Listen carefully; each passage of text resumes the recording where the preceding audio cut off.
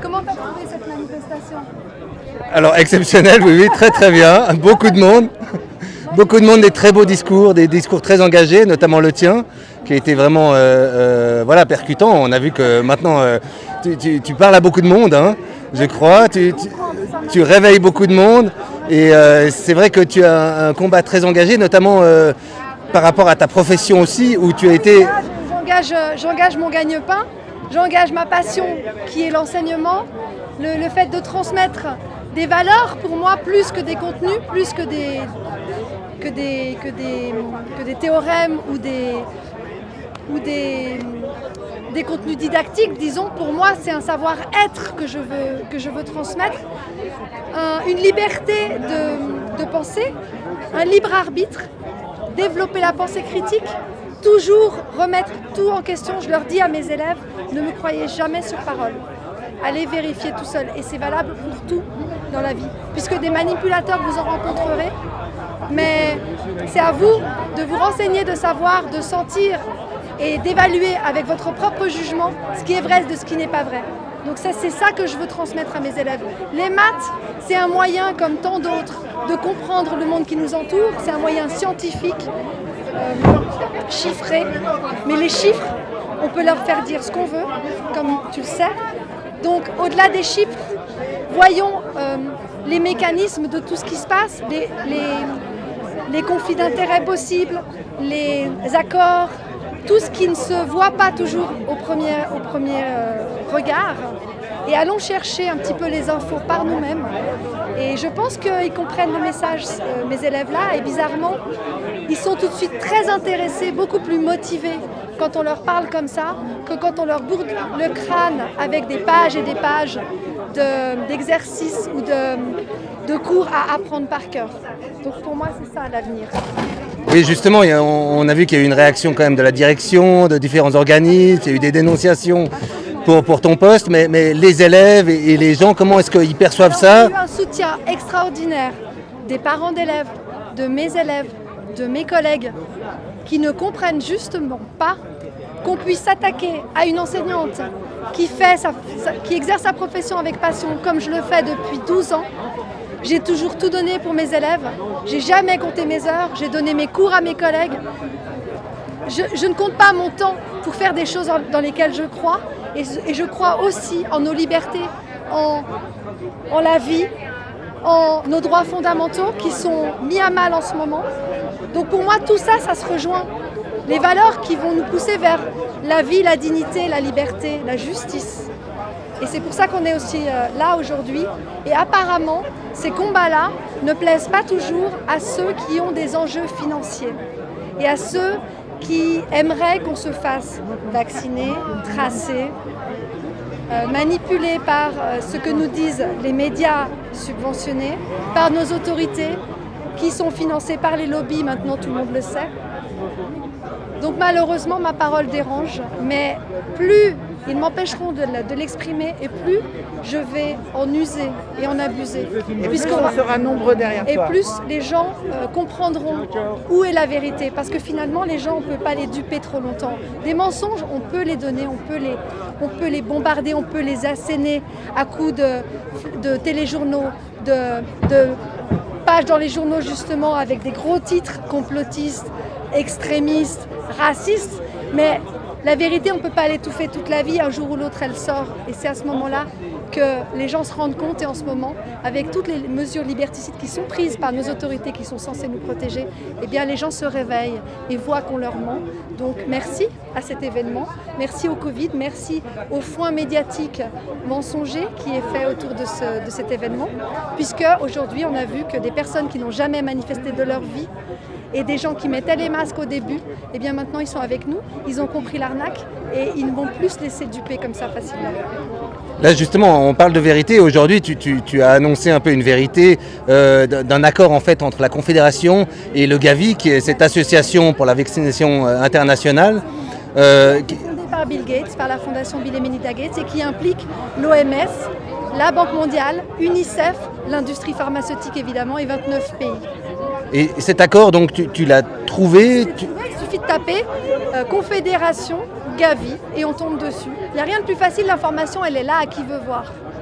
D'accord, donc aujourd'hui grâce à Internet, on peut trouver toutes ces choses et puis on peut s'informer en choisissant soi-même de faire cet effort, de s'informer. On n'a plus les moyens de ne pas être informé. On ne peut plus se permettre de ne pas être informé, tout est là. Il faut juste aller aux bons endroits, aller sur les pages officielles, sur les discours des personnes directement, ne pas croire les gens qui racontent, mais aller s'informer directement à la source. On a tous les moyens pour le faire aujourd'hui, malgré la censure de Google, de Facebook, de Twitter. Malgré cela, on a encore les moyens de trouver. Et la vérité finira toujours par arriver, comme on dit. Le mensonge prend l'ascenseur, la vérité prend l'escalier, mais elle finit toujours par arriver et en ce moment elle arrive, et en masse. D'accord, et tu parles d'enjeux financiers, ton employeur finalement c'est l'État. Donc est-ce que là il y a des enjeux financiers aussi, tu penses? Bien sûr, il y a des enjeux financiers, par exemple il y a le Memorandum of Understanding qui a été signé entre le département fédéral de l'Intérieur et le département fédéral des Affaires étrangères et la fondation Bill et Melinda Gates, des conventions de financement, ça c'était en 2014, ensuite il y a les conventions de financement en 2015, encore le 3 février de cette année, il y a un accord qui a été signé pour 900 000 $ pour aller apporter des médicaments dans les pays de l'Afrique subsaharienne et pour changer les réglementations, pour pouvoir tester des médicaments dans ces pays-là, pour les prendre en quelque sorte comme des cobayes. Donc voilà à quoi sert l'argent du contribuable aujourd'hui. Et aussi à financer Gavi, 30 millions qui sont prévus, 300 millions dans les doses de vaccins, 75 millions pour l'OMS et les autres organisations vaccinales. C'est tout des moyens qui sont mis à la disposition de ces entreprises qui veulent absolument nous injecter de la chimie de synthèse dans les veines.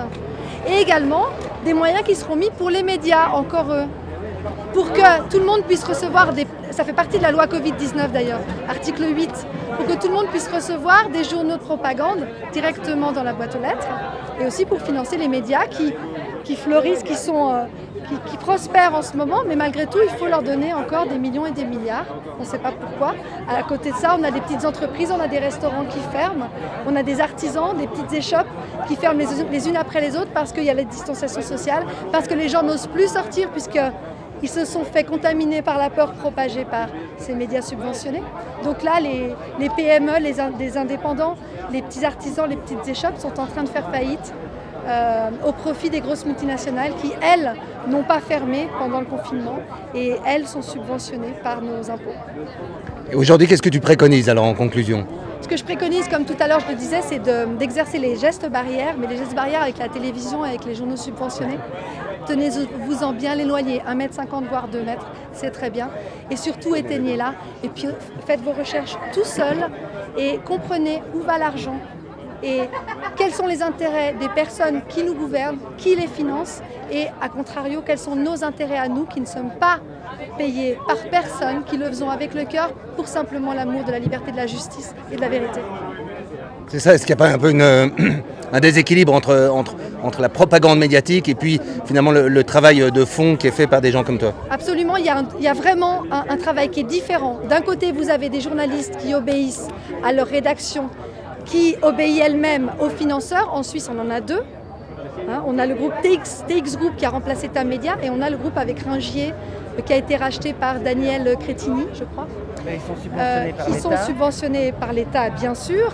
Donc eux ont des comptes à rendre. Ils ne sont pas libres. Nous sommes subventionnés, financés par personne, donc on n'a pas de fil à la patte, ce qui nous permet d'être beaucoup plus libres dans nos discours, quitte à en perdre notre boulot. Je suis concernée par cette chose-là. Mais je trouve que dire la vérité aux gens, c'est bien plus important qu'un travail. Un travail, j'en retrouverai. Mon activité, celle qui me nourrit, je dirais pas peut-être spirituellement, mais en tout cas, qui nourrit mes valeurs, qui donne du sens à ma vie, c'est d'être en accord avec ce que je trouve juste. Et ce que je trouve juste aujourd'hui, c'est de dire toutes ces choses que les médias ne disent pas Et c'est d'œuvrer pour que les gens retrouvent leur vie d'avant, ou en tout cas une vie qui leur convient, la dignité humaine pour tout le monde, pour tous les âges et pour tous les peuples, puisqu'il n'y a pas de raison que certaines personnes, une petite poignée de personnes, profitent sur le dos de tous les autres, à coup de propagande et à coup de peur surtout. La bourse n'arrête pas d'augmenter, la valeur des les grosses boîtes de vaccins prennent l'ascenseur au niveau de leurs actions. Le laboratoire Roche, Lonza, il est associé avec Moderna, vous savez, Moderna, ceux qui nous ont livré les vaccins, les 4,5 milliards de doses qui ont été achetées par la Confédération récemment le 7 août. Lonza travaille avec eux. Lonza a pollué le Valais, les nappes phréatiques en Valais. Il y a un procès sur eux depuis 50 ans qui n'a toujours pas abouti. Et eux ont des actions qui grimpent comme une flèche en bourse. Donc à qui profite le crime? Merci beaucoup Chloé, merci pour ton temps, merci pour ton engagement. Je passe la parole à Chloé. Merci.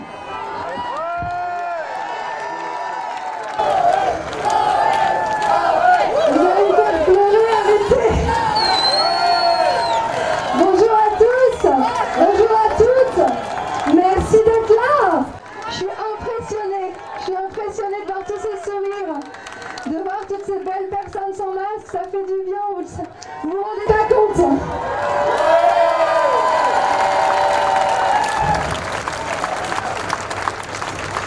Alors, pour moi, l'aventure Covid, ça a commencé par ces mesures que j'ai pas comprises. Ces mesures qui commençaient à nous dire oui, alors faut pas toucher les élèves, il faut se laver les mains 20 fois par jour, et puis finalement les écoles ferment, et puis ensuite on nous dit qu'il faut rester à la maison, qu'il faut se distancier, et j'ai dit non, ça c'est trop, ils nous en ont déjà fait beaucoup, mais là c'était la goutte de trop.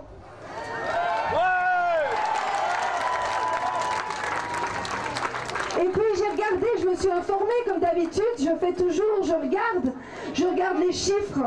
Ça fait 5 ans que j'ai éteint ma télé et je m'informe autrement.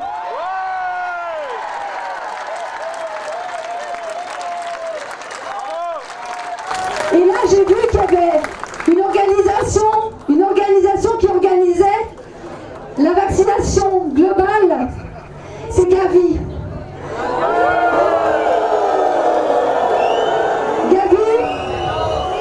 Elle est juste à côté, elle est à 300 mètres là-bas.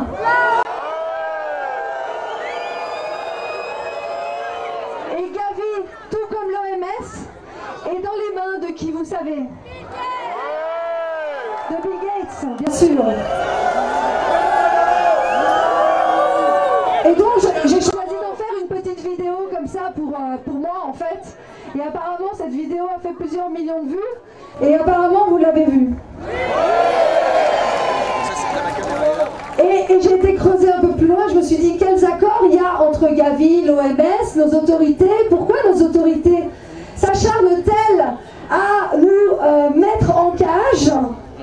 Eh bien en fait il y a peut-être des raisons qui ne sont pas montrées dans les médias officiels, qu'on ne voit pas à la RTS, ni même sur l'élément bleu et encore moins dans nos journaux qui appartiennent à Ringier et à TX Group, ex-Samedia.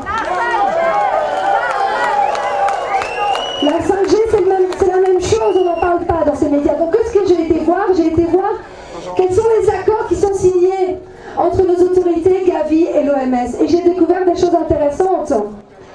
En 2009, accord entre la Confédération et Gavi, qui lui profère l'exonération totale de tout impôt direct ou indirect.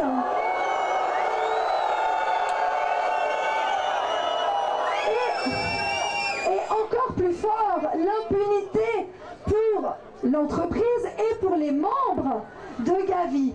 Impunité de juridiction, d'exécution, d'arrestation, de détention.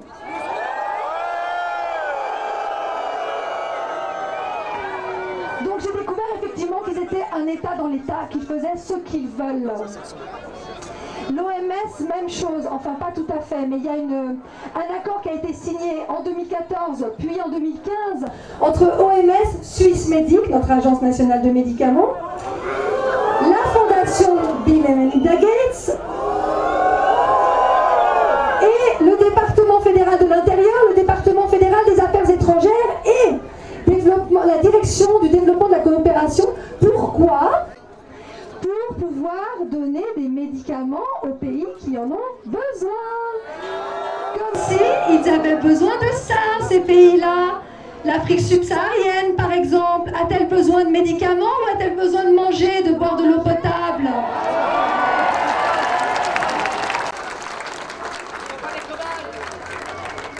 Ils ne sont pas des cobayes, merci. Et ils le comprennent en ce moment.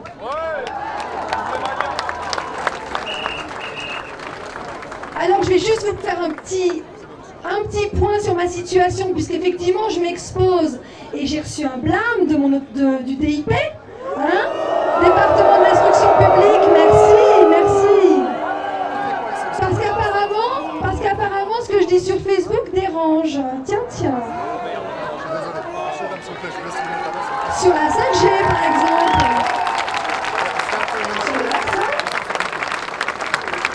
J'ai eu le malheur de faire une vidéo sur la création monétaire des banques commerciales avec Diodo.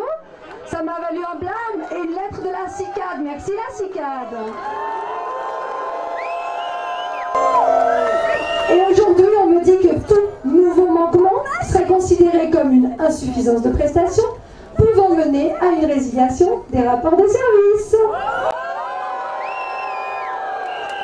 Alors peut-être que ce que je fais maintenant est un manquement, comme c'est purement arbitraire et flou, on ne saura pas, mais je vous tiendrai au courant. Donc, je suis en année sabbatique, c'est vrai, j'ai pris un peu de la distance.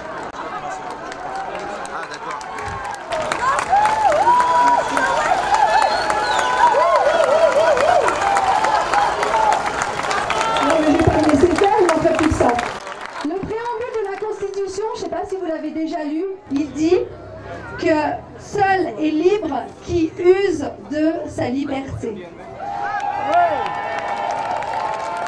Alors, moi je vous propose qu'on use de nos libertés.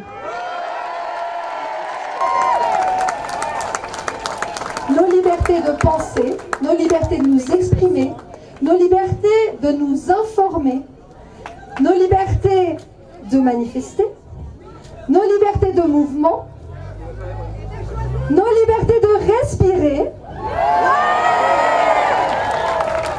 et nos libertés de sourire et de choisir la meilleure manière pour nous d'être en bonne santé.